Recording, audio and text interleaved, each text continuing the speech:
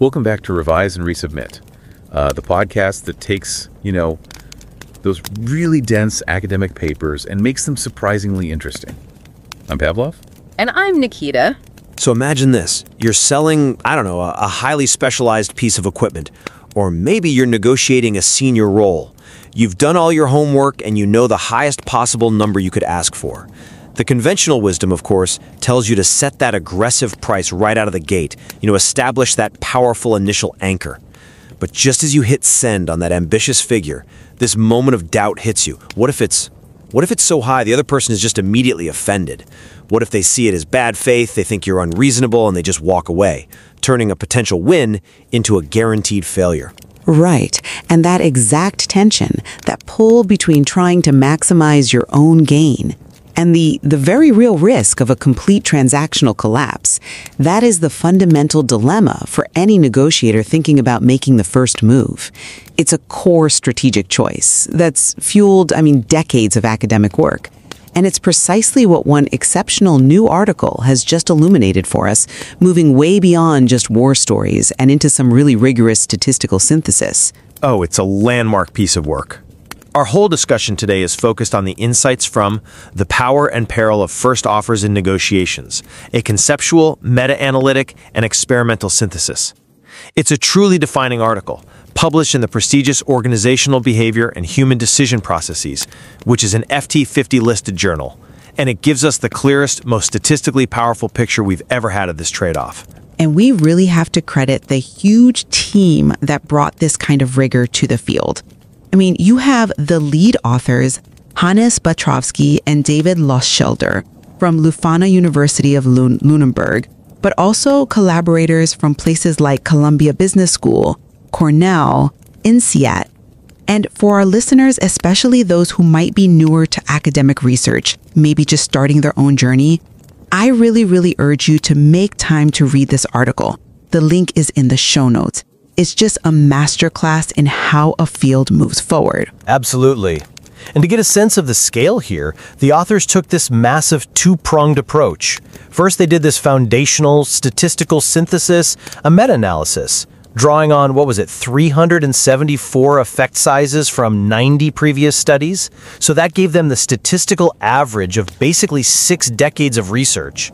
But then, and this is key, they didn't stop there. They ran 2 new, high-powered, pre-registered experiments with over 2,000 people to really test the underlying psychology of it all. Yeah, and their question basically boiled down to this. Does that long-held advice, always go first and always go aggressive, does it really hold up under that kind of scrutiny? Especially when you start to account for all the deals that don't happen. And what they found was that trade-off just laid bare. Which brings us right to our central disagreement today. When we're advising people, what's the most critical piece of practical guidance to take from this? For me, it's that the powerful, statistically robust economic benefits of moving first and being ambitious, that remains the dominant, most actionable takeaway. Well, I come at it from a different angle. I'd argue that the consistent detrimental costs, the huge increase in impasse risk, the damage to subjective value, all that, plus the limits they identified around complexity, it all points to a need for extreme caution. Treating go first and go ambitious as some kind of blanket advice just ignores the peril that so often comes with the power. Okay, but let's just look at the sheer weight of the statistical evidence for the power side, which comes right from their meta-analysis. Study 1. When we're talking about economic outcomes, what they call agreement value, the data is just overwhelming that ambition pays. Well, on average, yes. The economic effects are powerful, I'll grant you that. But we have to be careful how we translate those numbers. Right. So first, they confirmed the general first mover advantage. Just getting your offer in first gave a positive economic outcome, a standardized difference, or G, of 0.42. But the real punch, the real power, comes when you look at ambition. They found this incredibly strong, positive correlation between how big that first offer was and the final price. The correlation, R, was 0.62, which translates to a massive standardized effect size, a Hedges G of 1.56. And for listeners who aren't, dealing with Hedges gig every day, a gig of 1.56 is absolutely enormous. I mean, it is an overwhelming statistical poll. It means that across all these studies, 81 out of every 100 times, a more ambitious first offer led to a better final price for the person who made it. It just confirms how strong that anchoring effect is. Exactly. And then third, when they looked specifically at experiments comparing ambitious first offers to moderate ones, the economic advantage was still huge, a gig of 1.14. That number suggests that 75 out of every 100 negotiators did better economically by being ambitious instead of moderate. The theory holds up. Anchoring works. I see that line of thinking, but it completely ignores all the outcomes that are excluded from your metrics. Those beneficial effects you're talking about, the agreement value, they're only measured for the deals that actually close. When we account for all the deals that aggressive offers just destroy, the picture gets a lot darker. The meta-analysis found two very distinct and very detrimental outcomes that really capture this peril. You're highlighting the costs that, frankly, decision makers often just write off as acceptable losses. But they're unacceptable losses if you're trying to maximize your expected value over the long run. First, the increase in impasse risk, the negotiation just ending with nothing, was quantified at a SHMOG of negative 0.42. That's a large, consistent finding. It shows that roughly 60 out of 100 negotiators face a higher risk of total failure by making an ambitious first offer. And second, and this is so critical for long-term strategy, was the damage to subjective value for the other person, which came in at a SHMOG of negative 0.40. That's the satisfaction, the relational capital. Precisely. You can't just dismiss that scale of deal failure and relationship damage as the price of ambition. And what's more, the paper clearly showed that as soon as you add complexity, more issues on the table, the power of that anchor starts to fade. Both the good and the bad effects get smaller. So that powerful go ambitious advice loses its punch the moment a deal requires real collaboration. That's an interesting point, but I'd frame the trade-off differently. The beneficial effect on value, that U at 1.56, is more than 3 times the size of the detrimental effect on impasse risk, the negative 0.42. So for organizations in high-volume distributive negotiations, think transactional sales, simple pricing, the imperative has to be prioritizing the strategy that yields massive returns in the majority of cases that actually close. I'm sorry, but I just don't buy that calculation. In impasse, that negative 0.42 effect, it results in exactly 0 economic value. 0. So when you talk about maximizing the expected outcome, the cost of that failure is magnified. You might win big on the deals that close, but if you're alienating and losing 60% of your potential partners, you fundamentally damage your overall opportunities. But the authors found that even when they factored in complexity, the average outcome in those more complex settings was still advantageous for the first mover. The benefit was smaller, sure, but it was still there. The data does not support a consistent first mover disadvantage. We can't let the fear of some edge cases override the statistical average. That's a compelling point, but this is where we have to bring in the idea of what the authors call ERO, or the economic relevance of relational outcomes. Carhan's work, which they reference, shows clearly that subjective value, how people feel about the deal, predicts long-term collaboration. So in any high ERO context where you need repeat business or future partnerships, that negative 0.40 subjective value hit is an unacceptable long-term cost. That recognition of context is vital. I agree. And it brings us to the second core point, which is about the mechanisms themselves. Yes, the psychological why. Study 2 was, I think, the most sophisticated part of this whole paper. They used these 2 big, pre-registered experiments to test all 8 proposed psychological mechanisms at the same time.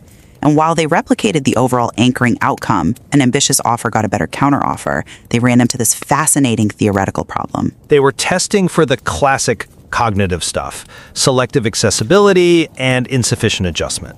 Exactly. And the finding was just, well, it was counterintuitive. When people who got these really assertive offers were asked how they felt, they actually reported feeling more adjusted and less focused on information that supported the anchor. The psychological pathways, the ones theory predicted, were basically reversed. Psychologically, the buyer felt they had successfully fought off the anchor. Meaning they felt like they had adjusted enough, even if objectively, in dollars and cents, they hadn't actually moved that far from that extreme starting point. Exactly. And this disconnect between the subjective feeling, I resisted that high number, and the objective behavior, I was still anchored, it casts real doubt on the certainty of the go ambitious strategy. It suggests our established psychological theories might be a bit shaky, or at least we can't measure them well with self-reports. That ambiguity makes the whole strategy feel, unstable from a behavioral science perspective. I see the theoretical puzzle, but the practical takeaway is still robust. Regardless of whether those cognitive mechanisms were measurable by self-report, the overall economic outcome, that gain of 1.14, is objective, replicable data from 6 decades of research. The outcome stands even if the internal process is murky. For a practitioner, we know what works, even if we don't fully get the moment-by-moment process of why it works. But the mechanisms that did function clearly were the detrimental ones. Anger and unpleasantness reliably drove the negative outcomes, the impasses, the loss of subjective value. So if your successful strategy inevitably generates measurable negative emotions in 60% of your counterparts, then the strategy itself is inherently antagonistic. But wait, the positive interpersonal mechanism, the idea of power perceptions, that also worked. Signaling confidence and preparation successfully drove the good outcomes, getting higher counteroffers. So that means negotiators don't have to rely on those unstable cognitive mechanisms. They can focus on the interpersonal one that did work, projecting confidence. The takeaway isn't just about the anchor, it's about harnessing that power signal while skillfully managing the emotional backlash. That pivot from just cognitive anchoring to a strategy of power signaling and emotion management, that is a major evolution in the theory, and it's driven by this very synthesis. It speaks directly to the limits of the old anchor and adjust idea. And this leads us right to the third point, which is a roadmap for moving the field forward for any newer researchers listening. It really is. It might be the most valuable part of the whole paper. They laid out 7 empirically grounded recommendations for the field, highlighting where the last 6 decades of research still fall short.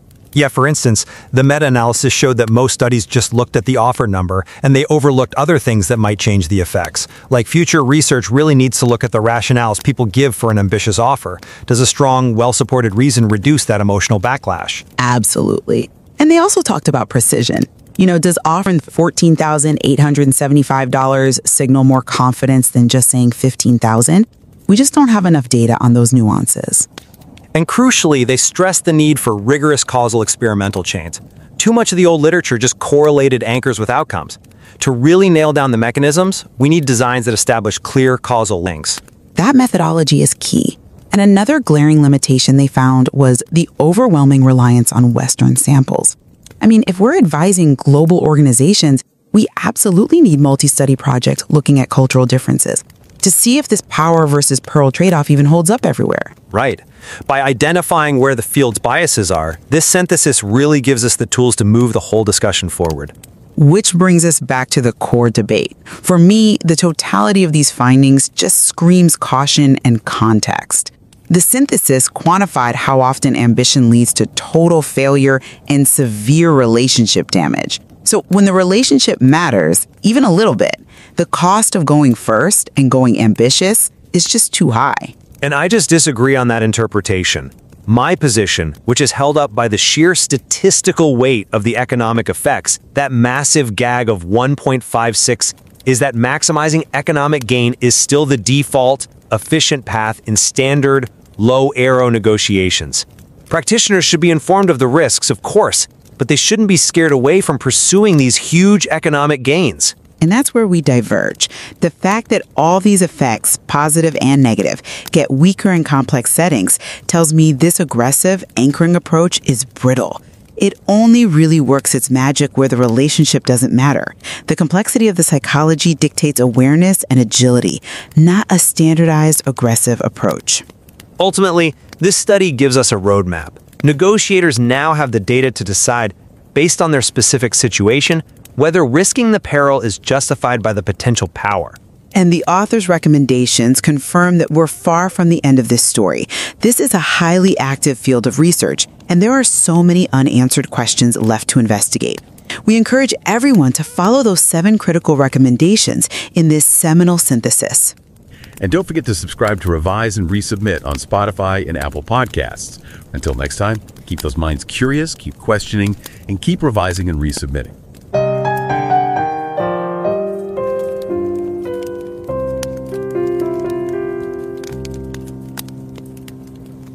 Revise and রিসাবমিটে স্বাগতম।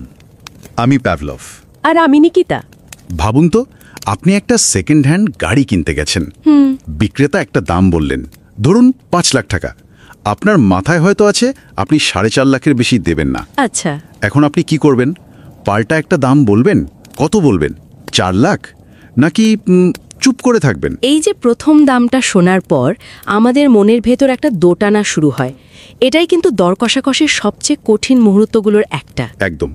প্রথম চালটা কে চালবে আর সেই চালটা কতটা বড় হবে এর উপরই তো পুরো খেলার ফলাফল নির্ভর করে। আর এই খুব সাধারণ কিন্তু ভীষণ জটিল প্রশ্নটার উত্তরই খুঁজেছেন একদল গবেষক আজকের আলোচনাতে একটা অসাধারণ গবেষণাপত্রের উপর ভিত্তি করে। হ্যাঁ, যেটা প্রকাশিত হয়েছে organisational behaviour and human decision processes নামের জার্নালে। আর এটা কিন্তু যে সে জার্নাল নয়, ফিনান্সিয়াল টাইমসের র্যাঙ্কিং অনুযায়ী পৃথিবীর সেরা 50টা একাডেমিক জার্নালের একটা। গবেষণাপত্রটার নাম the power and peril of first offers in negotiations, a conceptual, meta analytic and experimental synthesis. এর মূল গবেষকরা হলেন হ্যানেস পেট্রোস্কি, ডেভিড লোশেল্ডার এবং জার্মানির লুফানা ইউনিভার্সিটি অফ লুনেবার্গ সহ আরও কয়েকটি আন্তর্জাতিক প্রতিষ্ঠানের গবেষকরা। আমরা শ্রোতাদের একটা অনুরোধ করতে চাই, আমাদের চ্যানেল সাবস্ক্রাইব করা বা না করার চেয়েও জরুরি হলো দয়া করে সময় বের করে এই গভীর আর যত্ন নিয়ে করা পিয়ার রিভিউড গবেষণাপত্রটা পড়া। এর লিঙ্ক শো নোটসে দেওয়া আছে। ঠিক।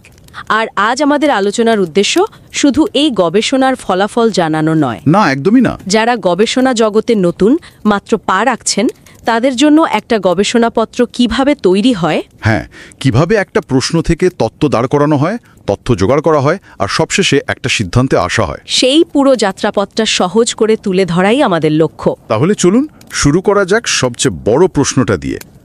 দর কষাকষিতে যে প্রথম প্রস্তাব দেয় সে কি আসলেই বেশি সুবিধা পায়? এত বছরের এত গবেষণার সারমর্ম কি বলে? গবেষকরা ঠিক এই জায়গা থেকেই কাজটা শুরু করেছেন। আর এর উত্তর খুঁজতে তারা যে পদ্ধতিটা ব্যবহার করেছেন তার নাম মেটা অ্যানালিসিস। নামটা একটু খটমট শোনালেও ধারণাটা বেশ সহজ। একটু বুঝিয়ে বললে ভালো হয়। ধরুন, একই বিষয় নিয়ে পৃথিবীর বিভিন্ন প্রান্তে গত 30-40 বছরে শখানেক ছোট বড় গবেষণা হয়েছে। আচ্ছা, মেটা অ্যানালিসিস হলো সেই সব গবেষণার ফলাফলকে একসাথে জড়ো করে সেগুলোর গড় বের করে একটা বড় নির্ভরযোগ্য সিদ্ধান্তে পৌঁছানোর প্রক্রিয়া। অনেকগুলো ছোট ছোট নদীর পানি এসে একটা বড় নদীতে মেশার মতো। একদম। এতে কোনো একটা নির্দিষ্ট গবেষণার ভুল বা দুর্বলতার প্রভাবটা কেটে যায়। বাহ, তার মানে এটা কোনো একটা বিচ্ছিন্ন গবেষণার ফলাফল নয়, এটা হলো এই বিষয়ের ওপর আমাদের সম্মিলিত জ্ঞানের একটা নির্ভরযোগ্য চিত্র। ঠিক তাই। তো এক্ষেত্রে তারা কতগুলো গবেষণা বিশ্লেষণ করেছেন? ভাবলে অবাক হতে হয়, তারা 90টা আলাদা গবেষণা থেকে 374টা ফলাফল বিশ্লেষণ করেছেন। বলেন কি, 90টা? হ্যাঁ, আর যেখানে মোট অংশগ্রহণকারী ছিলেন 16,334 জন। বিশাল একটা ডেটা। আর এই বিপুল তথ্যভাণ্ডার ঘেটে তারা মূলত 5টা মূল জিনিস খুঁজে পেয়েছেন, 3টে বড় সুবিধা আর 2টো বড় বিপদ। আচ্ছা, তাহলে লাভের দিকটা আগে শুনি, সুবিধাগুলো কি কি? প্রথম সুবিধাটা খুব পরিষ্কার, যিনি প্রথম প্রস্তাব দেন তিনি শেষ পর্যন্ত ভালো ফল পান। দ্বিতীয়ত, প্রথম প্রস্তাবটা যত জোরালো বা উচ্চাভিলাষী হয়, মানে আপনি যত বেশি চেয়ে বসেন, চূড়ান্ত ফলাফল তত আপনার পক্ষে আসে। তার মানে সাহস করে বড় অঙ্ক চাইতে হবে, কিন্তু কতটা বড়? এখানেই তৃতীয় এবং সবচেয়ে চমকপ্রদ সুবিধাটা লুকিয়ে আছে। গবেষকরা বলছেন, একটা সাধারণ বা মাঝারি প্রস্তাবের চেয়ে একটা বেশ বড়সড় উচ্চাভিলাষী প্রস্তাব দিলে আর্থিক লাভের সম্ভাবনা প্রায় দ্বিগুণেরও বেশি বেড়ে যায়। দ্বিগুণের বেশি? হ্যাঁ, সোজা কথায় আপনি যদি ভাবেন গাড়ির দাম 4.5 লক্ষ হওয়া উচিত, তাহলে 4 লাখের পাল্টা প্রস্তাব দেওয়ার চেয়ে হয়তো 4.5 লাখের প্রস্তাব দেওয়াটা আপনার জন্য অনেক বেশি লাভজনক হতে পারে। এটা শুনতে তো বেশ লোভনীয় লাগছে। কৌশলটা হলো হিম্মত করে বড় একটা অঙ্ক চেয়ে বসা। কিন্তু আমার খাটকা লাগছে এটা করতে গিয়ে যদি উল্টো বিপত্তি হয়, মানে বিক্রেতা যদি বিরক্ত হয়ে কথাই বন্ধ করে দেয়। আপনি একদম ঠিক জায়গায় ধরেছেন। এটাই হলো মুদ্রার অপর পিঠ। আচ্ছা, সুবিধার পাশাপাশি দুটো বড় বিপদের কথাও গবেষণায় উঠে এসেছে। প্রথমত, চুক্তি ভেস্তে যাওয়ার ঝুঁকি। আপনি যদি এমন বেশি চেয়ে বসেন যা অপরপক্ষের কাছে একেবারেই অযৌক্তিক মনে হয়, তাহলে আলোচনা সেখানেই থেমে যেতে পারে। কিছুই না পাওয়ার একটা বড় ঝুঁকি তৈরি হয়। আর মজার ব্যাপার হলো গবেষকরা দেখেছেন যে এই ঝুঁকির পরিমাণটা সুবিধার প্রায় সমান। ঠিক। অর্থাৎ যতটা লাভ করার সম্ভাবনা প্রায় ততটাই সব হারানোর ঝুঁকি, একটা দুইধারী তলোয়ারের মতো। ঠিক তাই। আর দ্বিতীয় বিপদটা আরও সূক্ষ্ম, কিন্তু দীর্ঘমেয়াদী খুব ক্ষতিকর। সেটা কি? সেটা হলো সম্পর্কের অবনতি। ধরুন, আপনি এমন একটা প্রস্তাব দিলেন যে অপর পক্ষের মনে হলো আপনি তাকে বোকা বানানোর চেষ্টা করছেন বা অপমান করছেন। এটা আমি খুব ভালোভাবে বুঝি। ঢাকার নীলক্ষেতে বই কিনতে গিয়ে যদি কোনো দোকানি একটা সাধারণ বইয়ের দাম ৮০০ টাকা চেয়ে বসে, আমার দর কষাকষি তো দূরের কথা, ওই দোকান আর ঢুকতেই ইচ্ছে করে না। একদম। মনে একটা তিক্ত অনুভূতি তৈরি হয়। একদম ঠিক উদাহরণ। এই তিক্ত অনুভূতিটাকেই গবেষণার ভাষায় বলে সাবজেক্টিভ ভ্যালু কমে যাওয়া। হয়তো অনেক দর কষাকষির পর সেই চুক্তিটা হলো, কিন্তু মনে একটা ক্ষোভ থেকে গেল। আর ভবিষ্যতে সেই মানুষটার সাথে আর কাজ করার ইচ্ছেটাই মরে যায়। ঠিক। তাহলে বিষয়টা দাঁড়ালো যে বেশি চাইলে বেশি পাওয়ার সম্ভাবনা আছে, কিন্তু সবকিছু হারানোর বা সম্পর্ক নষ্ট হওয়ার ঝুঁকিও সমান। কিন্তু সব দর কষাকষি তো একরকম হয় না। এমনকি হতে পারে যে কিছু পরিস্থিতিতে ঝুঁকিটা কম আর কিছু পরিস্থিতিতে বেশি। চমৎকার প্রশ্ন। গবেষকরাও ঠিক এটাই জানতে চেয়েছিলেন। তাই। আর তারা দেখেছেন একটা বিষয় এই পুরো সমীকরণকে অনেকটাই বদলে দেয়। সেটা হলো দর কষাকষির জটিলতা বা নেগোসিয়েশন কমপ্লেক্সিটি। Negotiation complexity. গবেষণার ভাষায় একে বলে মডারেটর, মানে এমন একটা ফ্যাক্টর যা অন্য দুটি জিনিসের সম্পর্ককে প্রভাবিত করে। এই দর কষাকষির জটিলতা বলতে ঠিক কি বোঝানো হচ্ছে? গবেষকরা আলোচনাকে দুটো ভাগে ভাগ করেছেন। একটা হলো কম জটিল আলোচনা। যেমন আপনি শুধু একটা ফোনের দাম নিয়ে কথা বলছেন, এখানে বিষয় একটাই, দাম। এটাকে জিরো সাম খেলাও বলা হয়। কারণ এখানে একজনের লাভ মানেই অন্যজনের ক্ষতি। একদম। দাম যত কমবে আপনার তত লাভ, বিক্রেতার তত ক্ষতি। অনেকটা কেকের ভাগাভাগি নিয়ে টানাটানি। বুঝেছি। আর অন্যটা তাহলে বেশি জটিল আলোচনা। হ্যাঁ, যেমন আপনি একটা চাকরির অফার নিয়ে কথা বলছেন। এখানে শুধু বেতনই বিষয় নয়, এর সাথে ছুটির দিন, কাজের জায়গা বদলানোর সুযোগ, বাৎসরিক বোনাস, স্বাস্থ্য বীমা, এরকম অনেক কিছু জড়িত। ঠিক। এখানে কেক ভাগাভাগির চেয়ে কেকটাকে বড় করার সুযোগ থাকে। কিভাবে? ধরুন, কোম্পানি আপনাকে কাঙ্ক্ষিত বেতন দিতে পারছে না, কিন্তু তার বদলে আপনাকে বছরে অতিরিক্ত 10 দিন ছুটি আর বাসা থেকে কাজ করার সুযোগ দিতে রাজি। আচ্ছা। আপনার কাছে যদি এই দুটো জিনিসের গুরুত্ব বেতনের চেয়ে বেশি হয়, তাহলে দুজনেই খুশি। তার মানে দুপক্ষেরই জেতার সুযোগ থাকে। হ্যাঁ, এটাকে বলে ইন্টিগ্রেটিভ আলোচনা। তাহলে কি আমি ঠিক বুঝলাম? যদি আমি শুধু একটা ফোনের দাম নিয়ে দরাদরি করি, তাহলে আমার প্রথম প্রস্তাবটা খুব সাবধানে আর ভেবেচিন্তে দিতে হবে, কারণ ঝুঁকি অনেক বেশি। কিন্তু যদি আমি একটা চাকরির অফার নিয়ে কথা বলি, যেখানে বেতন, ছুটি, বোনাস অনেক কিছু আছে, সেখানে আমি একটু বেশি এগ্রেসিভ হতে পারি। কারণ অন্য জায়গায় ছাড় দিয়ে পরিস্থিতি সামাল দেওয়ার সুযোগ থাকছে। হ্যাঁ, ঠিক তাই। আপনার পুরো বিষয়টা এক বাক্যে বলে দিয়েছেন।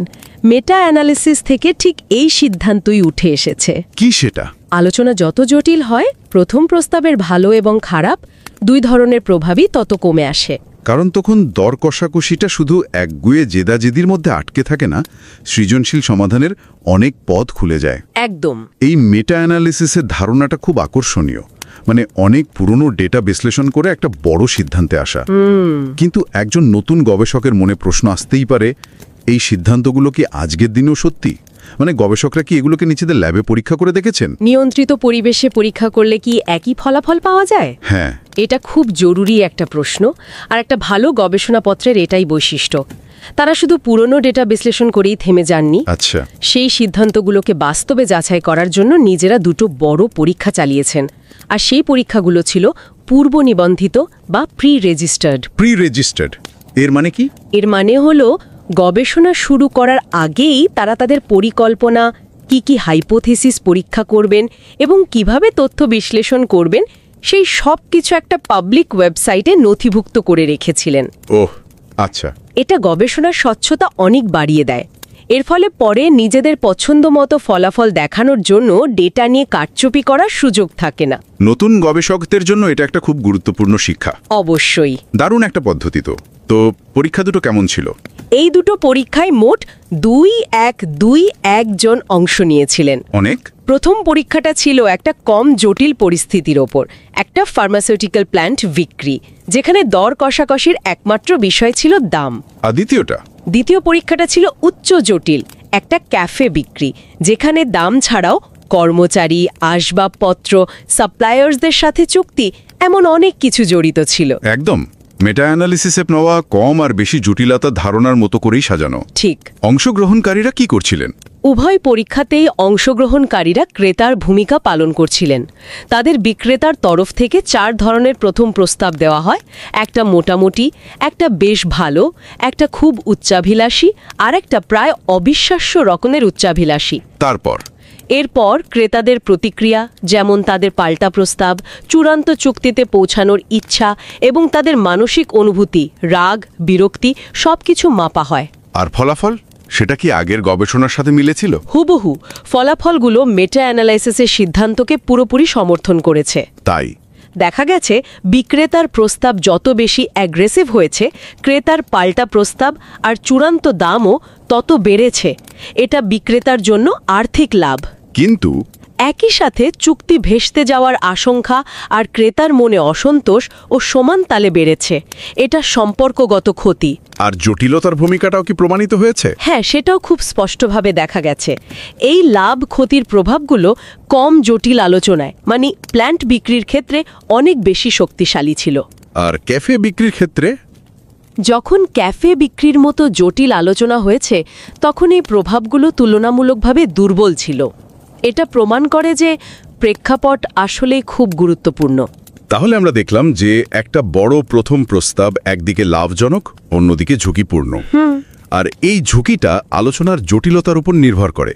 কিন্তু আমার মনে একটা প্রশ্ন ঘুরছে, কেন এমন হয়?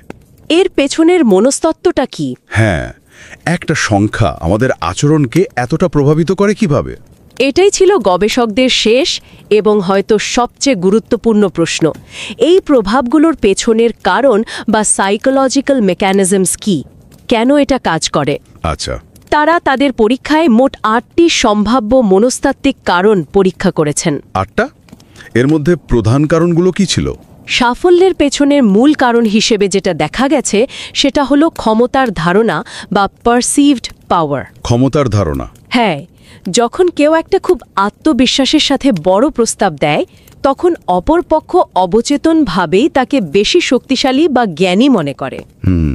আর এই ক্ষমতার ধারণার কারণেই তারা নিজেদের প্রত্যাশা কমিয়ে আনে এবং পাল্টা প্রস্তাবে কিছুটা ছাড় দেয়। বাহ, এটা তো বেশ সূক্ষ্ম একটা ব্যাপার। আর ব্যর্থতার কারণ, মানে চুক্তি ভেস্তে যাওয়া বা সম্পর্ক খারাপ হওয়ার পিছনে কোন অনুভূতিটা কাজ করে? এর পেছনে দুটো প্রধান আবেগ কাজ করে, রাগ বা অ্যাঙ্গার আর বিরক্তি বা আনপ্লেজেন্টনেস। রাগ আর বিরক্তি? যখন একটা প্রস্তাবকে আমাদের কাছে অত্যন্ত বেশি বা অযৌক্তিক মনে হয়, তখন অপর পক্ষের প্রতি আমাদের মনে তীব্র রাগ আর বিরক্তি তৈরি হয়। ঠিক। গবেষকরা দেখেছেন এই দুটো নেতিবাচক অনুভূতি মূলত আলোচনা ভেস্তে দেওয়া এবং সম্পর্ক খারাপ হওয়ার জন্য সবচেয়ে বেশি দায়ী। এই মনস্তাত্ত্বিক কারণ খোঁজার প্রক্রিয়ায় কি কোনো আশ্চর্যজনক পর্যবেক্ষণ ছিল, যা গবেষকরা হয়তো আশা করেনি? হ্যাঁ, একটা বেশ মজার জিনিস ছিল। কি সেটা? দর কষাকষি জগতে অ্যাঙ্কারিং বলে একটা খুব পরিচিত ধারণা আছে। হ্যাঁ, এর মানে হলো প্রথম যে সংখ্যাটা আমরা শুনি, আমাদের চিন্তাভাবনা সেই সংখ্যাটার আশেপাশে আটকে যায়, অনেকটা জাহাজের নোঙরের মতো। ঠিক, আমরা সেখান থেকে খুব বেশি দূরে সরতে পারি না। যেমন গাড়ি বিক্রেতা যদি 5 লাখ টাকা চেয়ে বসেন, আমাদের চিন্তাভাবনা তখন ওই 5 লাখের আশেপাশেই ঘুরতে থাকে। 3.5 লাখ টাকা বলাটা তখন খুব কঠিন মনে হয়। এক্স্যাক্টলি। কিন্তু মজার ব্যাপার হলো, এই পরীক্ষায় যারা অংশ নিয়েছিল তাদের আচরণে অ্যাঙ্কারিংয়ের প্রভাব স্পষ্টভাবে দেখা গেলেও পরীক্ষা শেষে যখন তাদের জিজ্ঞেস করা হলো তারা কিন্তু এটা স্বীকার করল না। বলেন কি? তারা নিজেদের খুব যুক্তিবাদী মনে করছিল এবং বলেছিল যে প্রথম সংখ্যাটা তাদের খুব বেশি প্রভাবিত করেনি। তার মানে অ্যাঙ্কারি অনেকটা অদৃশ্য সুতোর মতো কাজ করে। আমরা নিজেরাও টের পাই না যে আমাদের সিদ্ধান্তের লাগাম অন্য কেউ ধরে রেখেছে। ঠিক তাই। এটা তো শুধু দর কষাকষি না, আমাদের জীবনের অনেক ক্ষেত্রেই সত্যি হতে পারে। একদম। আর এটাই নতুন গবেষকদের জন্য একটা বড় শিক্ষা। মানুষ যা বলে আর যা করে তার মধ্যে অনেক সময় বিশাল পার্থক্য থাকতে পারে। তাই শুধুমাত্র মানুষের স্বপ্রতিবেদন বা সেলফ রিপোর্ট ডেটার ওপর নির্ভর না করে তাদের আসল আচরণের দিকেও নজর রাখাটা খুব জরুরি। অবশ্যই। তাহলে পুরো আলোচনাটা যদি এক জায়গায় নিয়ে আসি, মূল বার্তাটা কি দাঁড়ালো? মূল বার্তা হলো দর কষাকষিতে একটা উচ্চাভিলাষী প্রথম প্রস্তাব একটা দুইধারী তলোয়ার। একদিকে এটা আর্থিক লাভের সম্ভাবনাকে অনেকখানি বাড়িয়ে দেয়, কিন্তু অন্যদিকে এটা চুক্তিটা পুরোপুরি ভেস্তে যাওয়ার আর দীর্ঘমেয়াদী সম্পর্ক নষ্ট হওয়ার ঝুঁকিও তৈরি করে। আর দ্বিতীয় গুরুত্বপূর্ণ শিক্ষা হলো প্রেক্ষাপটই রাজা। ঠিক। আপনার আলোচনার বিষয়বস্তু কতটা সরল বা জটিল তার উপর অনেক কিছু নির্ভর করে। একটা মাত্র বিষয় নিয়ে কথা বললে ঝুঁকি অনেক বেশি, কিন্তু একাধিক বিষয় থাকলে সৃজনশীল সমাধান খুঁজে বের করার এবং সম্পর্ক বাঁচিয়ে লাভ করার সুযোগ থাকে। একদম। সব মিলিয়ে প্রথম প্রস্তাব দেওয়ার আগে নিজেকে দুটো প্রশ্ন করতে হবে। এক, আমার মূল লক্ষ্য কি? শুধু এই চুক্তি থেকে সর্বোচ্চ লাভ করা নাকি সম্পর্কটাকেও টিকিয়ে রাখা? আর 2 নম্বর, দুই, আলোচনার টেবিলে কি শুধু একটা বিষয় নাকি একাধিক বিষয় আছে? এই দুটো প্রশ্নের উত্তরের ওপরই আপনার কৌশল নির্ভর করবে। আমাদের আলোচনা প্রায় শেষ। শ্রোতাদের জন্য আমরা একটা চিন্তার খোরাক রেখে যেতে চাই। হ্যাঁ, এই গবেষণাটা মূলত এককালীন দর কষাকষের ওপর আলোকপাত করেছে, যেখানে হয়তো দুই পক্ষের মধ্যে আগে থেকে কোনো সম্পর্ক ছিল না। কিন্তু ভাবুন তো, যদি আপনাকে এমন কারোর সাথে আলোচনা করতে হয় যার সাথে আপনার দীর্ঘমেয়াদী সম্পর্ক আছে, আপনার অফিসের কোনো সহকর্মী, একজন ব্যবসায়িক অংশীদার বা এমনকি আপনার পরিবারের কোনো সদস্য, তখন কি একটা খুব উচ্চাভিলাষী প্রথম প্রস্তাব দেওয়ার ঝুঁকি নেওয়াটা বুদ্ধিমানের কাজ হবে? কোন পরিস্থিতিতে আর্থিক লাভের চেয়ে সম্পর্ক রক্ষা করাটা বেশি জরুরি হয়ে ওঠে? এই প্রশ্নটা আমরা শ্রোতাদের জন্য রেখে গেলাম, তাদের নিজেদের পরিস্থিতি অনুযায়ী ভাবার জন্য।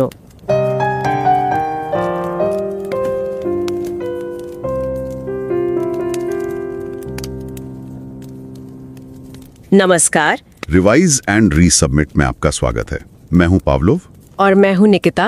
सोचिए, आप अपनी सपनों की कार खरीदने के लिए शोरूम में हैं जी। या फिर अपनी पहली नौकरी के लिए सैलरी पर बात कर रही हैं। सेल्स पर्सन या एचआर मैनेजर एक रकम बताता है, आपके दिमाग में तुरंत क्या आता है? क्या मैं फौरन एक काउंटर ऑफर दूं या मुझे इंतजार करना चाहिए था कि वो पहले बोलें? अगर मैंने पहले ऑफर दिया होता तो क्या मुझे और ज्यादा मांगना चाहिए था? ये एक ऐसी कश्मकश है जिससे हम सब कभी न कभी गुजरते हैं। और आज हमारी पूरी बातचीत इसी एक सवाल के इर्द गिर्द घूमेगी।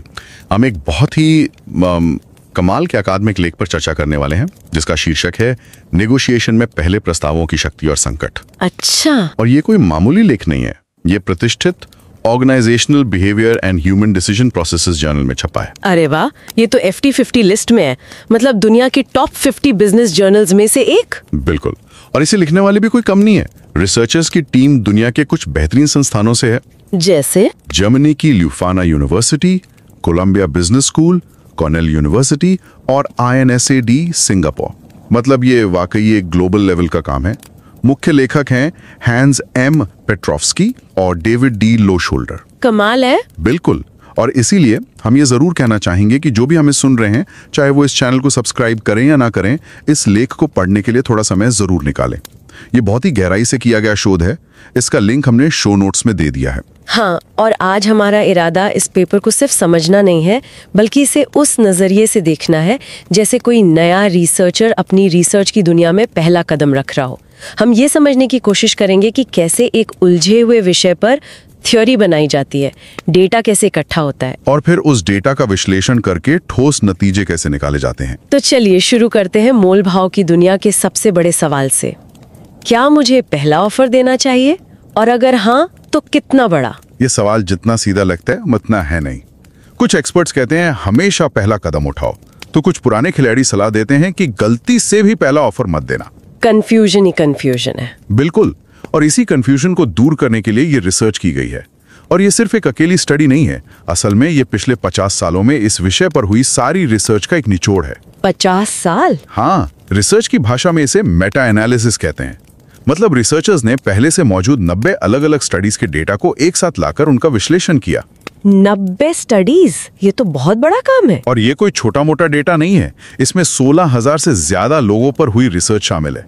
16,000 लोग? ये तो बहुत बड़ा सैंपल है। आप कह सकते हैं कि इस टॉपिक पर आज तक का ये सबसे बड़ा और सबसे भरोसेमंद विश्लेषण है।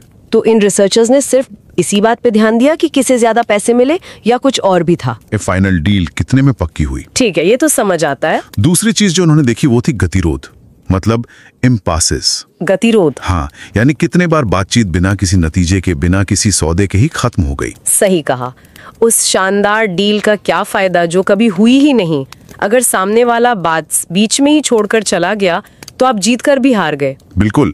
और तीसरी चीज क्या थी?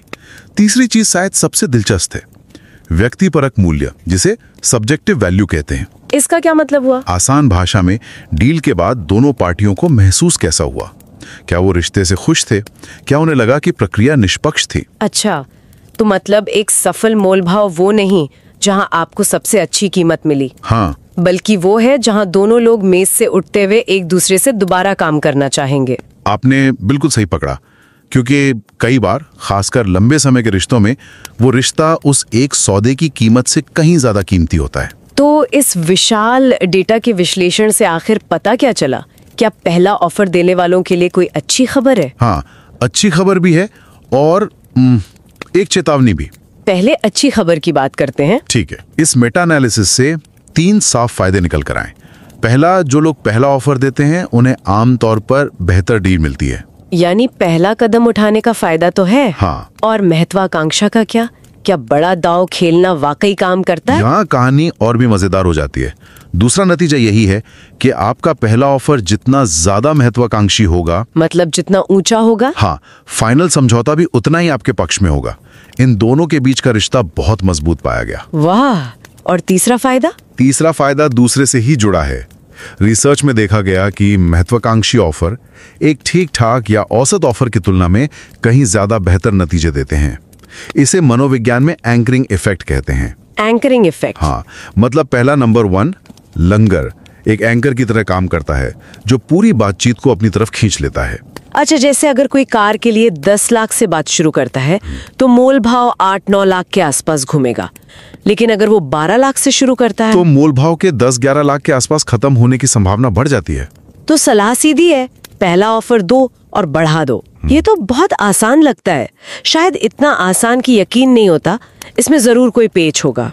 आप बिल्कुल सही जगह पर पहुंची हैं, और यही इस रिसर्च का सबसे दिलचस्प हिस्सा है, क्योंकि ये एक दोधारी तलवार है। अच्छा? रिसर्चर्स ने 2 बड़े नुकसान भी पाए। पहला, जब आप बहुत ज्यादा महत्वाकांक्षी ऑफर देते हैं तो बातचीत के टूटने यानी गतिरोध की संभावना भी उतनी ही बढ़ जाती है। ओहो, मतलब सौदा हाथ से निकल भी सकता है। बिल्कुल। जैसे आप बाजार में हैं और कोई दुकानदार एक साधारण सी चीज के 10 गुना दाम बताता है, आप उससे मोल भाव नहीं करते, आप बस दुकान छोड़कर आगे बढ़ जाते हैं। वही बात है। और दूसरा नुकसान रिश्ते से जुड़ा है। रिश्ते से? हाँ, एक बहुत ऊंचा ऑफर सामने वाले के मन में खटास पैदा कर देता है। उसे लगता है कि ये प्रस्ताव अपमानजनक है, अनुचित है। इससे रिश्ते खराब हो सकते हैं। बिल्कुल। हो सकता है वो दबाव में आकर इस बार आपके साथ सौदा कर भी ले, लेकिन वो भविष्य में आपसे दूर ही रहेगा। ठीक है, आप तस्वीर साफ हो रही है। तो आप एक महत्वाकांक्षी पहले ऑफर से बेहतर कीमत तो पा सकते हैं, लेकिन साथ ही आप सौदा पूरी तरह खोने और एक अच्छा रिश्ता बिगाड़ने का जोखिम भी उठाते हैं। एकदम सही। ये क्लासिक रिस्क रिवॉर्ड वाली बात है। सलाह ये नहीं है कि हमेशा पहला और ऊंचा ऑफर दो, बल्कि ये है कि पहला और ऊंचा ऑफर दो, लेकिन उसके जोखिमों को समझकर। बिल्कुल। और देखिए, एक अच्छा रिसर्च पेपर सिर्फ ये नहीं बताता कि क्या होता है, वो ये भी समझाता है कि ऐसा क्यों होता है। यहीं पर थ्योरी बनाने का काम आता है। अच्छा, तो इसके पीछे की साइकोलॉजी क्या है? इन नंबरों के पीछे इंसानी सोच कैसे काम करती है? रिसर्चर्स ने इसके लिए एक फ्रेमवर्क तैयार किया। उन्होंने बताया कि पहले ऑफर के पीछे कौन कौन सी मनोवैज्ञानिक प्रक्रियाएं काम करती हैं। कुछ सकारात्मक हैं जो फायदा पहुंचाती हैं। हाँ, जैसे एंकरिंग जिसकी हमने अभी बात की, लोग पहले सुने गए नंबर के प्रभाव से बाहर नहीं निकल पाते। और दूसरा है शक्ति का प्रदर्शन। जब कोई एक ऊंचा और ठोस ऑफर देता है तो वो ज्यादा आत्मविश्वासी और शक्तिशाली नजर आता है। सामने वाले को लगता है कि शायद इसके पास और भी अच्छे विकल्प हैं। ये बात तो समझ में आती है। और वो कौन सी नकारात्मक प्रक्रियाएं हैं जो हमें नुकसान पहुंचा सकती हैं? वो भी उतनी जरूरी हैं। पहली है नकारात्मक भावनाएं। जैसे गुस्सा। हाँ, अगर ऑफर हद से ज्यादा है तो सामने वाला नाराज या अपमानित महसूस कर सकता है, और गुस्सा बातचीत के लिए जहर की तरह है। हाँ, मैंने खुद ऐसा महसूस किया है। कभी कभी कोई ऑफर इतना बुरा लगता है कि बात करने का ही मन नहीं करता। बिल्कुल। दूसरी है नकारात्मक धारणाएं। सामने वाला आपको अविवेकी, कठोर या लालची समझ सकता है। इससे भरोसा टूटता है। और तीसरी बहुत दिलचस्प है, वो है गलत एंकरिंग। गलत एंकरिंग। इसका मतलब है कि अगर आप बहुत कम ऑफर देते हैं तो आप मेज पर पैसा छोड़कर आ सकते हैं। अच्छा। जैसे मान लीजिए आप एक पुरानी चीज बेच रहे हैं और सोचते हैं कि ये 5,000 की बिकेगी, लेकिन खरीदार मन में 8,000 देने का सोच कर आया था। और अगर आपने 5,000 का पहला ऑफर दिया तो आपने खुद का ही 3,000 का नुकसान कर लिया। एग्जैक्टली। तो महत्वाकांक्षी होने के साथ साथ सही जानकारी होना और होमवर्क करना भी बहुत जरूरी है। लेकिन इन सभी मनोवैज्ञानिक प्रक्रियाओं को रिसर्चर्स ने मापा कैसे? क्या ये सिर्फ एक थ्योरी है? नहीं, और यही इस रिसर्च की सबसे बड़ी खूबी है। वो सिर्फ पुराने डेटा के मेटा एनालिसिस पर नहीं रुके। उन्होंने 2100 से ज्यादा लोगों के साथ 2 बड़े पहले से प्लान किए हुए प्रयोग भी किए, ताकि इन सभी 8 मनोवैज्ञानिक तंत्रों को एक साथ टेस्ट कर सकें। ओह, तो उन्होंने असल में लोगों को मोलभाव करने के लिए कहा? हाँ, और फिर उनसे सवाल पूछे कि उन्हें कैसा महसूस हुआ, उन्होंने दूसरे व्यक्ति के बारे में क्या सोचा। ये दिखाता है कि कैसे अलग अलग रिसर्च तरीकों को मिलाकर एक मजबूत नतीजे पर पहुंचा जा सकता है। लेकिन ये सलाह हर जगह तो काम नहीं कर सकती है ना? मतलब जैसे अगर मैं किसी दोस्त से उसकी पुरानी बाइक खरीद रही हूँ और अगर मैं एक जटिल व्यापारिक सौदे पर बात कर रही हूँ, तो क्या दोनों जगह यही ऊंचा दाव खेलो वाला नियम लागू होगा? आप एक बहुत ही जरूरी मुद्दे पर आ गई हैं। रिसर्चर्स ने भी यही सवाल पूछा और एक बहुत ही महत्वपूर्ण फैक्टर की पहचान की जो इन सभी प्रभावों को बदल देता है, और वो है बातचीत की जटिलता। बातचीत की जटिलता, नेगोशिएशन कॉम्प्लेक्सिटी। इसका ठीक मतलब क्या है? इसे ऐसे समझिए, एक होती है कम जटिलता वाली बातचीत। ये एक सीधी साधी एक मुद्दे वाली बातचीत है। जैसे किसी पुरानी कार की कीमत? बिल्कुल। यहाँ सिर्फ एक ही चीज पर बात हो रही है, कीमत। ये एक जीरो सम गेम है, यानी एक का फायदा दूसरे का नुकसान। समझ गई।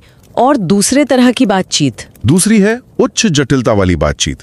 इसमें एक से ज्यादा मुद्दे होते हैं, जैसे नौकरी का ऑफर। हाँ, उसमें सिर्फ सैलरी नहीं होती, छुट्टियां, बोनस, भूमिका और जिम्मेदारियां, काम करने के घंटे। बिल्कुल।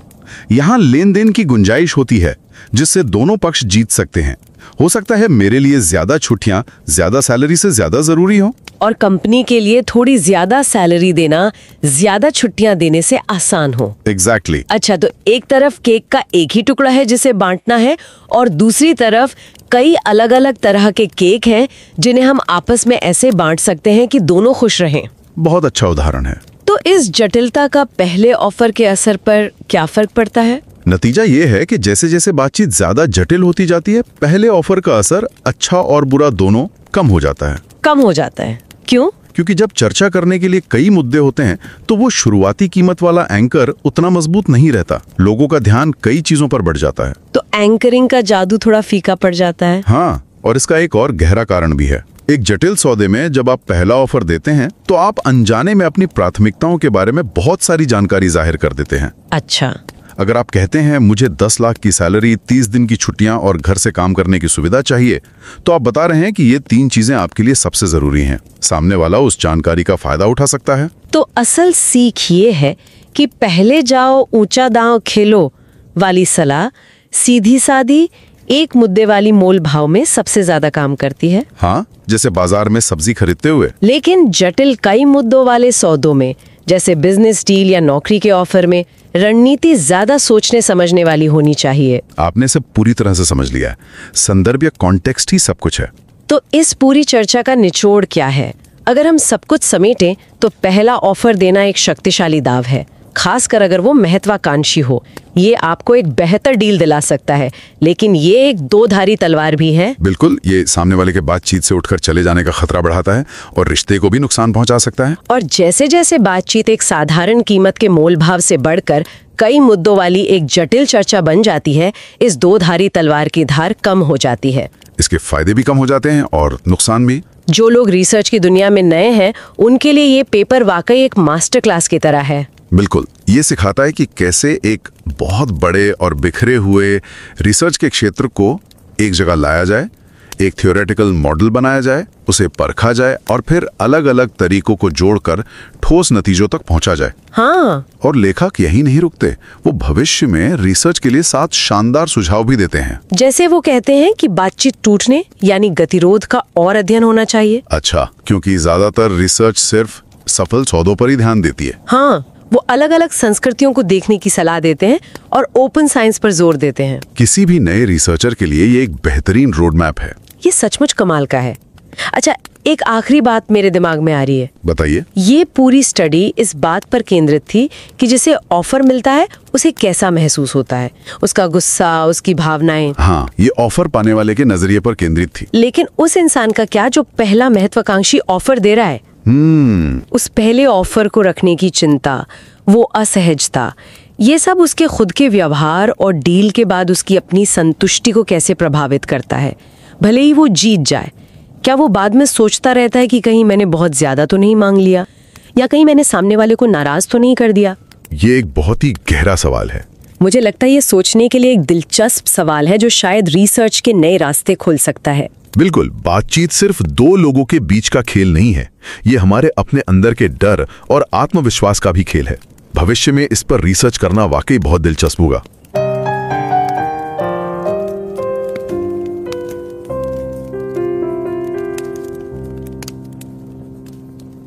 Stellen Sie sich mal vor, Sie haben online den perfekten Gebrauchtwagen gefunden. Genau das Modell, die richtige Farbe, der Kilometerstand. Alles passt. Der Preis scheint auch verhandelbar. Sie stehen also vor diesem Auto, der Verkäufer mustert Sie und dann steht diese eine große Frage im Raum. Mache ich jetzt das erste Angebot oder warte ich ab? Und wenn ich den ersten Schritt mache, wie tief setze ich denn an? Ist so ein, freches, niedriges Angebot klug und selbstbewusst oder riskiere ich, dass der Verkäufer sauer wird und der ganze Deal platzt? Eine Situation, die kennt, glaube ich, jeder. Und das Verrückte ist ja, obwohl es dazu unzählige Ratgeber gibt, die einem sagen, sei immer der Erste oder warte immer ab, war die wissenschaftliche Lage dazu bisher erstaunlich unklar. Es gab Studien, die das eine belegt haben und andere, die zum genauen Gegenteil kamen. Ein ziemliches Chaos eigentlich. Bis jetzt. Denn genau dieses Chaos hat ein großes internationales Forschungsteam mal aufgeräumt. Die Grundlage für unsere heutige Unterhaltung ist eine wirklich beeindruckende Arbeit. Der Titel ist The Power and Peril of First Offers in Negotiations. Und das ist ja keine beliebige Studie. Sie wurde im renommierten Fachjournal Organizational Behavior and Human Decision Processes veröffentlicht. Das gehört zur exklusiven FT50-Liste. Das ist quasi die Champions League der Wirtschaftsjournale. Absolut. Und die Autorenliste liest sich wie das Who is Who der Verhandlungsforschung. Also geleitet wird das Team von Hannes M. Petrowski und Darit Delo-Schelder von der Leuphana Universität Lüneburg. Aber mit an Bord sind Forschende von Weltklasse-Institutionen. Columbia Business School, Cornell, Johns Hopkins, INSEAD. Das ist wirklich ein globales Projekt. Deswegen an dieser Stelle ein kurzer Hinweis an Sie. Wir packen Ihnen den Link zu diesem Paper in die Shownotes. Wenn Sie das Thema wirklich interessiert, ist das eine faszinierende Lektüre. Allein schon, um mal zu sehen, wie unglaublich gründlich moderne Wissenschaft heute arbeitet. Aber jetzt packen wir das für Sie aus. Was macht diese Studie denn so besonders, dass sie diesen alten Streit auflösen kann? Sie liefert nicht einfach nur ein weiteres Einzelergebnis, sondern sie schafft eine Art Landkarte, ein konzeptionelles Modell, das hilft uns, das ganze Spielfeld zu verstehen. Und gerade für jemanden, der vielleicht selbst am Anfang einer Forschungsreise steht, ist das ein wunderbares Beispiel, wie man Ordnung in ein komplexes Thema bringt. Okay, eine Landkarte für Verhandlungen. Wie sieht die aus? Stellen Sie es sich in 4 Schritten vor. Der erste Schritt sind die Entscheidungen, die Sie treffen. Also in Ihrer Gebrauchtwagensituation. Biete ich zuerst? Und wie frech ist mein Angebot? Das ist der Ausgangspunkt. Der Moment, in dem man tief durchatmet und eine Zahl nennt. Oder eben nicht. Genau. Und diese Zahl, die löst dann im Kopf des Gegenübers etwas aus. Das ist der zweite, psychologische Teil der Karte. Die Mechanismen. Hier gibt es zwei Kräfte, die in entgegengesetzte Richtungen ziehen. Okay. Auf der einen Seite haben wir die vorteilhaften Mechanismen. Der bekannteste ist der Ankereffekt. Ah, der Klassiker. Wenn ich einen niedrigen Preis nenne, orientiert sich das ganze Gespräch unbewusst daran. Exakt. Ihr niedriges Angebot wirkt wie ein Anker, der die Gegenangebote und das Endergebnis nach unten zieht. Das Gehirn des Verkäufers fängt an, Gründe zu suchen, die diesen Preis rechtfertigen. Das nennt man selektive Zugänglichkeit.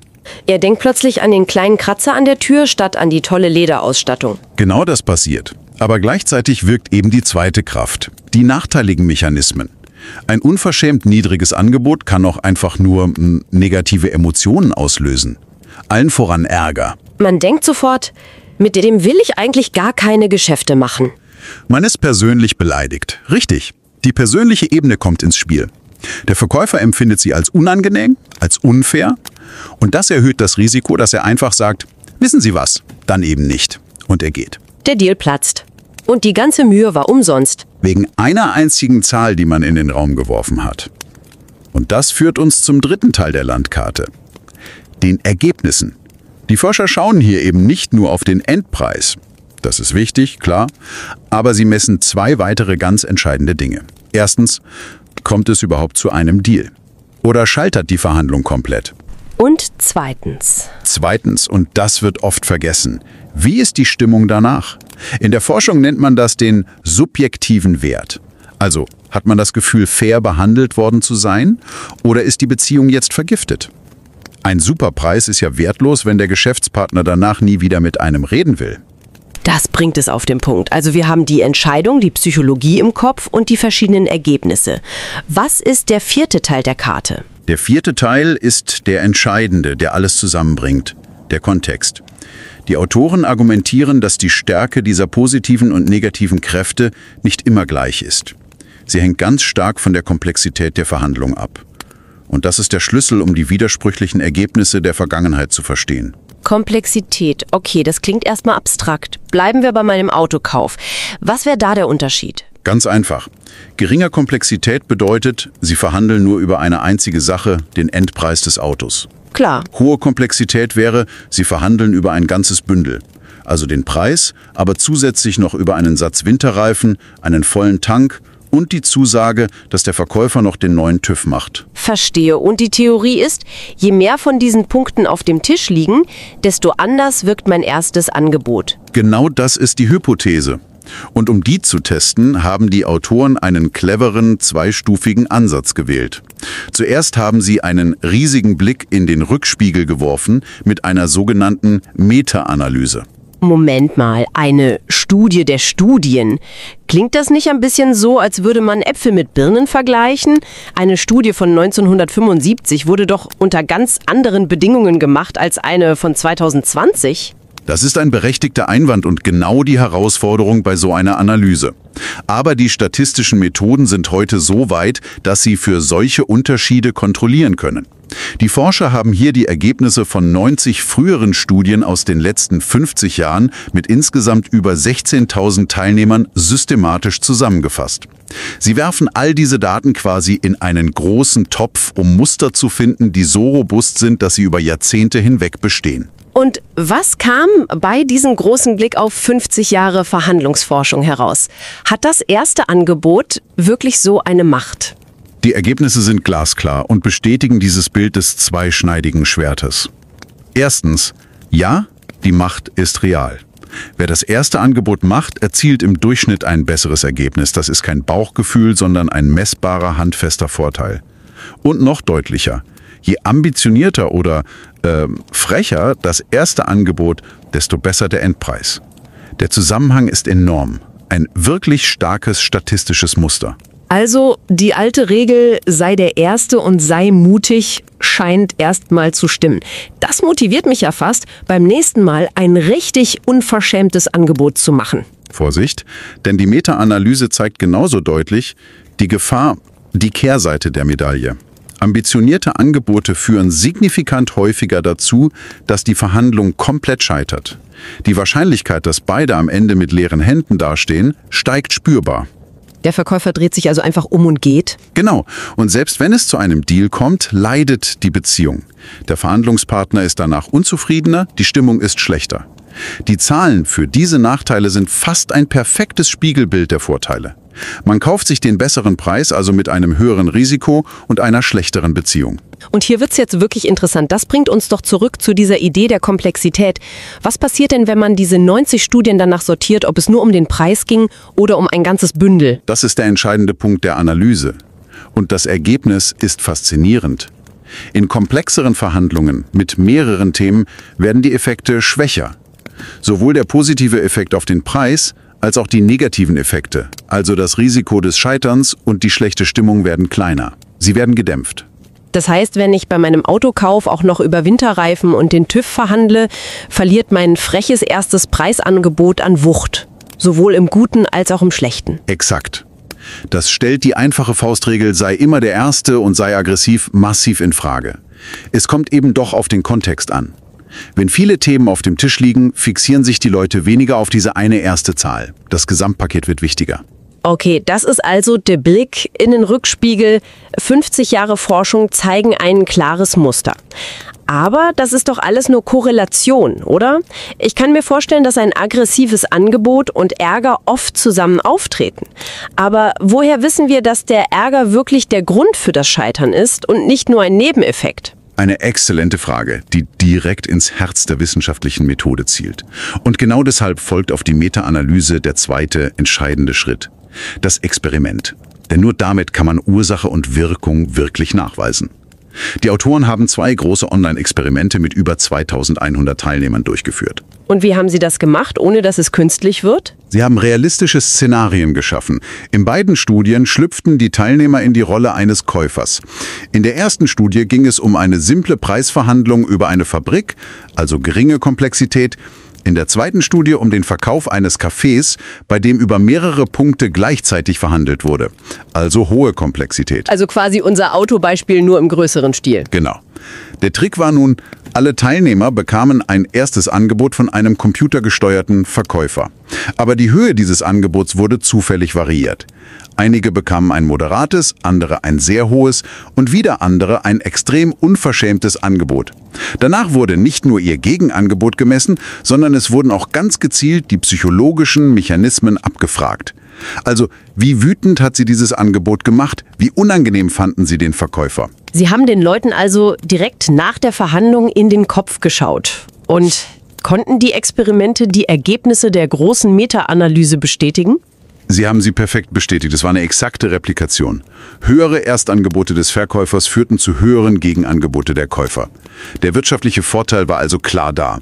Gleichzeitig führten sie aber auch zu einer höheren erwarteten Wahrscheinlichkeit, dass der Deal scheitern würde und zu deutlich schlechteren Beziehungswerten. Und der Komplexitätseffekt? Auch der hat sich bestätigt. In der komplexen Verhandlung beim Kaffeeverkauf waren all diese Effekte, die guten wie die schlechten, signifikant schwächer. Das Modell, die Landkarte, scheint also zu stimmen. Das ist eine beeindruckende Bestätigung. Aber die spannendste Frage ist ja, was treibt das Ganze an? Welche Zahnräder im Kopf drehen sich da wirklich? Ich warte die ganze Zeit auf den Ankereffekt. Das ist doch das, was man in jedem Ratgeber als erstes liest. Hat der sich hier als der große Treiber bestätigt? Und hier kommt die größte Überraschung der Studie, die viele neue Fragen für die Forschung aufwirft. Die Analyse zeigte, dass 2 Emotionen die stärksten Treiber für die negativen Folgen waren: der empfundene Ärger der Teilnehmer und die Wahrnehmung des Verhandlungspartners als unangenehm. Diese beiden Faktoren haben am besten erklärt, warum die Leute dachten, der Deal würde platzen und warum die Stimmung so schlecht war. Es geht also viel mehr um Emotionen als um kalte Kalkulation. Und was war mit dem Gewinn? Was hat den besseren Preis erklärt? Das war die Wahrnehmung von Macht. Ein hohes erste Angebot ließ den Verkäufer mächtiger und selbstbewusster erscheinen und das führte dazu, dass die Käufer ihm eher entgegenkamen. Und der Ankereffekt, der berühmte Anker? Der ist der große Kriminalfall in dieser Studie. Stellen Sie es sich so vor: Alle dachten, der Anker ist der Haupttäter, der den Preis nach oben treibt. Aber als die Forscher ihn isoliert und direkt verhört haben, hatte er quasi ein Alibi. Die Messungen für die klassischen Ankermechanismen zeigten unerwartete, teilweise sogar gegenteilige Effekte. Die wahren Täter für die negativen Folgen waren die Emotionen. Das stellt den ganzen Fall ein bisschen auf den Kopf. Das heißt, der Ankereffekt existiert zwar, aber er funktioniert vielleicht ganz anders, viel komplexer, als wir bisher dachten. Die Studie löst also nicht nur alte Rätsel, sondern gibt der Forschung auch direkt neue auf. Genau das ist das Zeichen exzellenter Forschung. Sie schließt eine Tür und öffnet 3 neue. Die Autoren beenden ihre Arbeit deshalb auch nicht mit einem Punkt, sondern mit 7 konkreten Empfehlungen für die Zukunft. Welche sind die wichtigsten? Woran sollte in den nächsten Jahren geforscht werden? Ein zentraler Punkt ist natürlich, diese psychologischen Mechanismen noch genauer zu untersuchen. Was passiert da wirklich im Kopf? Aber 2 andere Punkte finde ich besonders wichtig. Erstens, wir müssen Verhandlungen endlich im Kontext von langfristigen Beziehungen untersuchen. Die meisten Studien simulieren einmalige Interaktionen zwischen Fremden. Was in der echten Welt ja eher die Ausnahme ist. Meistens verhandelt man mit Leuten, die man wieder sieht. Absolut. Und zweitens, ein ganz entscheidender Punkt. Die allermeisten Studien stammen aus westlichen, individualistischen Kulturen. Wir brauchen dringend mehr Forschung dazu, wie diese Effekte in anderen Kulturen aussehen, in denen Verhandlungsnormen vielleicht völlig anders sind. Wenn wir das jetzt für Sie als Zuhörer auf eine zentrale Erkenntnis herunterbrechen. Ein ambitioniertes erste Angebot ist ein zweischneidiges Schwert. Ja, es kann Ihnen zu einem besseren Preis verhelfen. Aber es birgt das sehr reale Risiko, den Deal komplett zu gefährden und die Beziehung nachhaltig zu beschädigen. Der Schlüssel liegt also nicht in einer starren Regel, sondern darin, die Situation richtig zu lesen. Wie komplex ist die Verhandlung? Geht es nur um den Preis oder um ein ganzes Paket? Und vor allem, wie wichtig ist die Beziehung zu meinem Gegenüber für die Zukunft? Und das führt zu einem letzten Gedanken, der über diese Studie hinausweist und direkt an Sie gerichtet ist. Die meisten dieser Studien, wie wir gehört haben, untersuchen einmalige Verhandlungen mit Fremden. Aber denken Sie einmal an Ihre eigene Welt. Verhandlungen mit Kollegen über ein Projekt, mit Ihrem Partner über den nächsten Urlaub oder mit einem langjährigen Geschäftspartner. Wenn das Ziel nicht nur darin besteht, diesen einen Deal zu gewinnen, sondern eine Beziehung für die Zukunft zu erhalten und vielleicht sogar zu stärken, wie verändert das die ganze Kalkulation? Wann wird es entscheiden, vielleicht sogar bewusst auf den maximalen kurzfristigen Gewinn zu verzichten, um die Tür für die nächste, vielleicht noch viel wichtigere Verhandlung weit offen zu halten?